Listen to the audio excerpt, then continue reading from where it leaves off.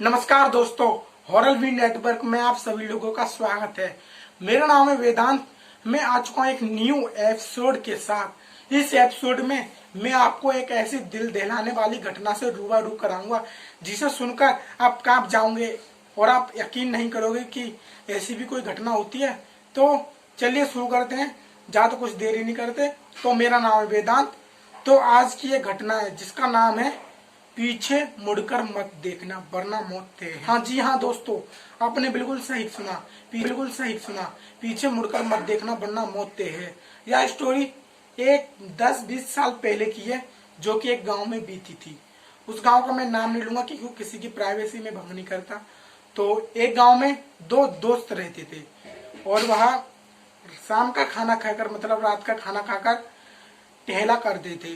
तो उनके घर की तरफ दो बस स्टैंड होते हैं, तो बस स्टैंड की तरफ वहां पर घूमने जाते थे शाम के वक्त। दो दोस्त थे, एक का नाम अजय था, एक का नाम विजय था। अजय और विजय दो दोस्त थे, तो वो पक्के दोस्त थे। जहाँ जाते, जहाँ खेलने कूदने और कोई शॉपिंग करने जा रहे हैं, तो सब काम में दोनों दोस्त जाते थे। तो एक बार की बात है, वो रात के 9 या 10 बजे दोनों दोस्त अजय और विजय एक जंगल से होकर उस बस स्टैंड की तरफ आ रहे होते हैं। तो जो बस स्टैंड की तरफ जा रहे होते हैं तो उनके रास्ते में पड़ते हैं तीन खेत पड़ते हैं। गांव का एरिया होता है।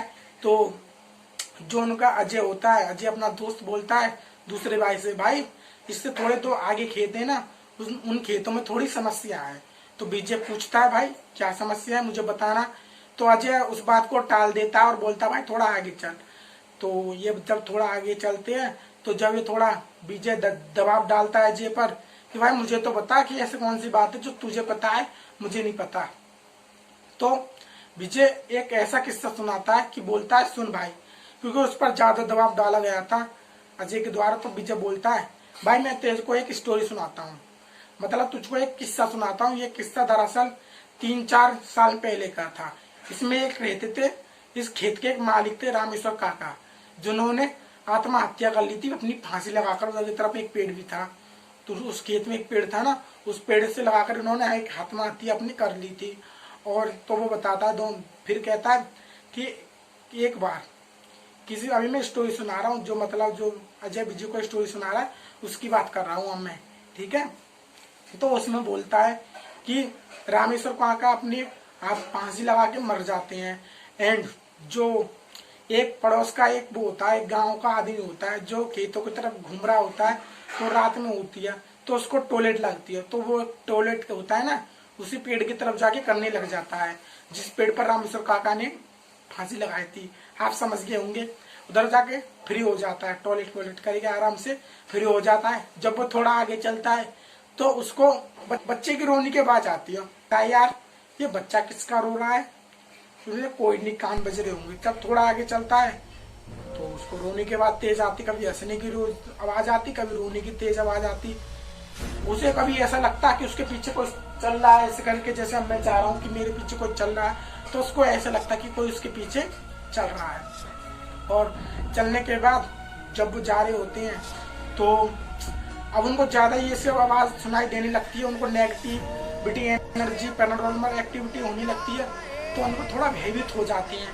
जो गांव के लोग जो बताते हैं कि पीछे मुड़कर मत देखना, कोई रोए तो रुकना नहीं है, कोई बुलाए तो पीछे मुड़कर देखना नहीं है। ये सब बात उनके दिमाग में घूम रही होती है और वो बोलते हैं कि यार ये सब बात मुझको अभी दिमाग में मतलब घूमनी थी, उससे पहले टाइम नहीं था। वो थोड़ा घबरा गए थे और डर भी गए थे। तो जैसे वो उस खेत से जल्दी जल्दी भाग के आगे चले जाते हैं और तो उनको एक पेड़ दिखाई देता। पेड़ के पास होता है झूला, उसमें एक बच्चा होता है जो कि रो रहा होता है। वो देखता है, यार ये बच्चा किसका रो रहा है।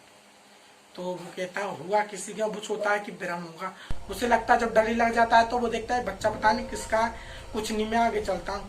तो उसको बच्चे की रोने की और हंसने के बाद आने लग जाती है। वो बच्चा हंस रहा होता है। तो जैसे वो देखता है वो झूले की तरफ, वो बच्चा कहाँ गया, तो वो बच्चा उसके पीछे खड़ा होता है। यार वो बोलता है अभी तो बच्चा आ गया था, मेरे पीछे कहाँ से आ गया।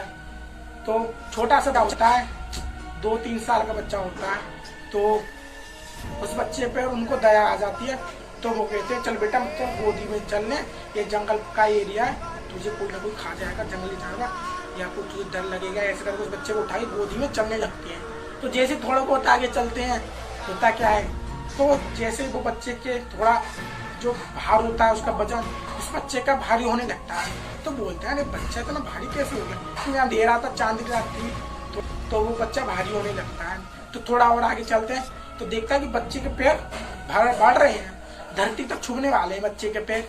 ये सब वो देखता है, जैसे बच्चा है एकदम फेंक देता है और बिल्कुल एकदम डर जाता है, वो बच्चे को फेंक देता है। तो पता है बच्चा क्या बोलता है, वो बच्चा एक ऐसी बात बोलता है जिसे सुनकर वो हक्का पक्का रह जाता है और अचंभित में पड़कर डर जाता है। वो बच्चा पता क्या बोलता है बेटे आज तो तू बच गया, अगर मेरे पैर धरती तक छू जाते तो तेरा दी एंड हो जाता, तेरा खेल इधर खत्म हो जाता, बट तेरी किस्मत अच्छी थी। ऐसे बोलकर वो उधर से गायब हो जाता है।